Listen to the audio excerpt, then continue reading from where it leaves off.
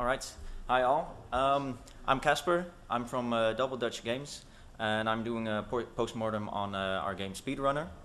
And I'll just start by showing the trailer to the game, so you all know what I'm talking about. Let's see where I am at. Sound.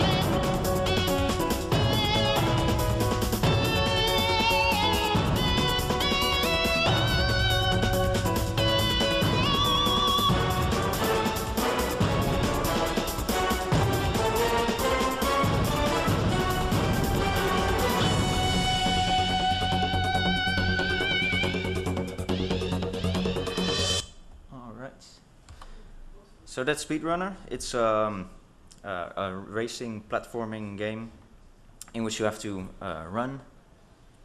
There's a single player mode and there's a multiplayer mode where you can play with up to 4 players and you have to run off the screen in order to get points, and you can use all types of weaponry to take down your opponents. So what I'm talking about now is I'm going to start with some facts.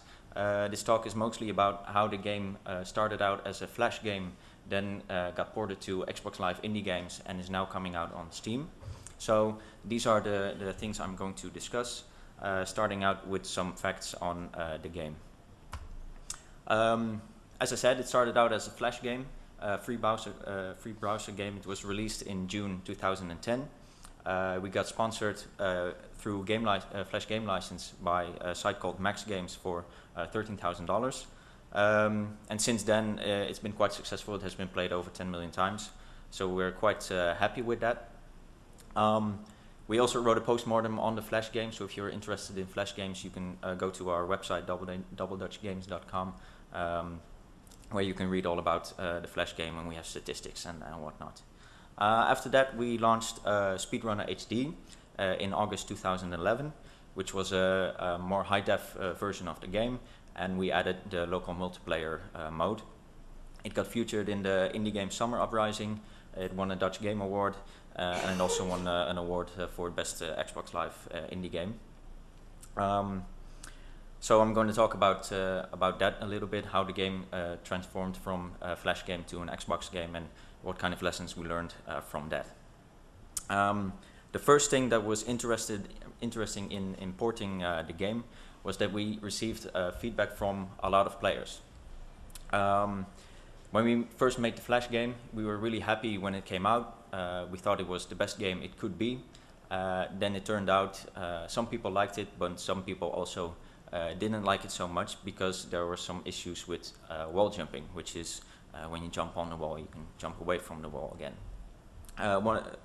This is a quote from one of the users, which is really telling the tale, and that they really liked the game, but the wall jumping was a bit crappy. This is something that we didn't really foresee at the time that we made the game. We thought the wall jumping was quite nice. We had playtested the game with friends and family, but also with strangers.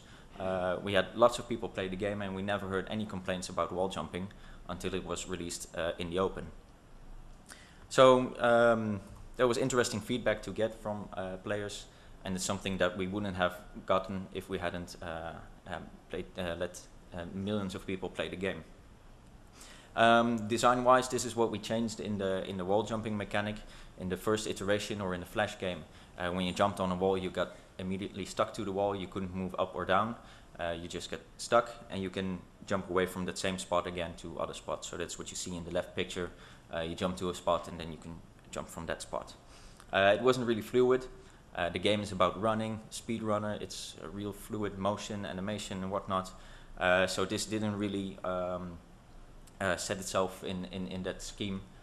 So what we did in the Xbox version is we improved the wall jumping by making it more fluid. When the player jumps into the wall, the upwards velocity that he has is translated into a vertical movement straight upwards. So this feels a lot more natural, a lot more fluid, and it's something that feedback that we get now on the Xbox Live version of the game is that the whole game feels smooth, especially also the wall jumping, and that's something that that we're really proud of. So that's just a little bit on the design of the game. On the promotion side of the game for Xbox Live Indie Games, we were part of the Indie Game Summer Uprising, which was a promotional week in which the community of indie game developers made some promotion for the best, quote-unquote, best indie games. Which was quite nice because we were featured on sites like Kotaku, which is something that we wouldn't have done, we probably wouldn't have managed ourselves. The downside to that promotion was that we were handed a bit of a strict deadline, which forced us to cut some features, amongst which was extending the single player mode of the game.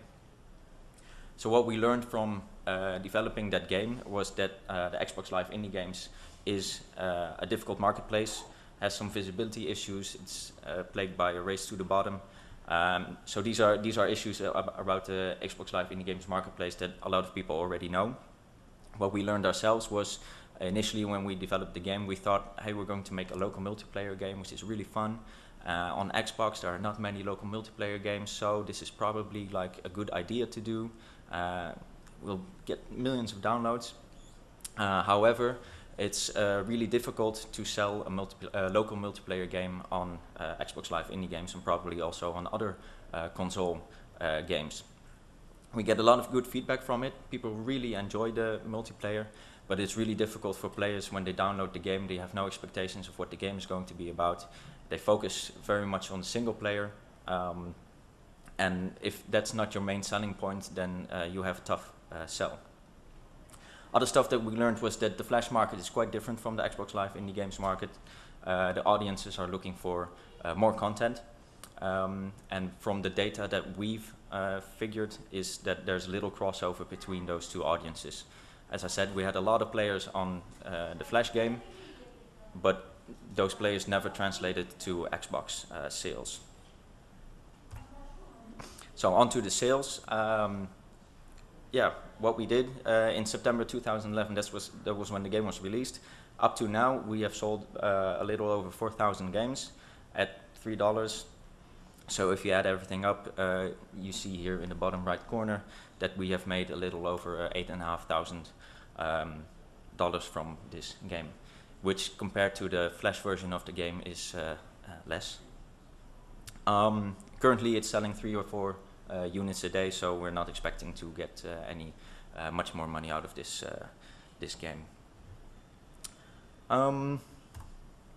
So now we're developing the game for Steam. Quite interesting. When we were part of the Summer Uprising promotion, someone at Valve saw the trailer for the game, and they sent us an email like, hey, we really like the game, can you send it to us because we would like to publish it. So that was really really a lucky day for us that they liked it. So we sent them the game. Of course, we had a working game at that moment that we could send them, and they still liked it after playing it. So now it's going to come out on Steam when it's done, but that's going to take us quite a while still, because we're a two-man company and we're both working part-time, and it turns out that implementing online multiplayer is quite difficult. So we didn't expect that, and now we're way behind schedule, and we still have a lot of work to do. But that's basically it. We're still improving the game with all the feedback that we get from players. And I'm out there in the indie stand as well as the other speakers. So if you want to play the game and give us feedback, I'd much appreciate it. Thank you.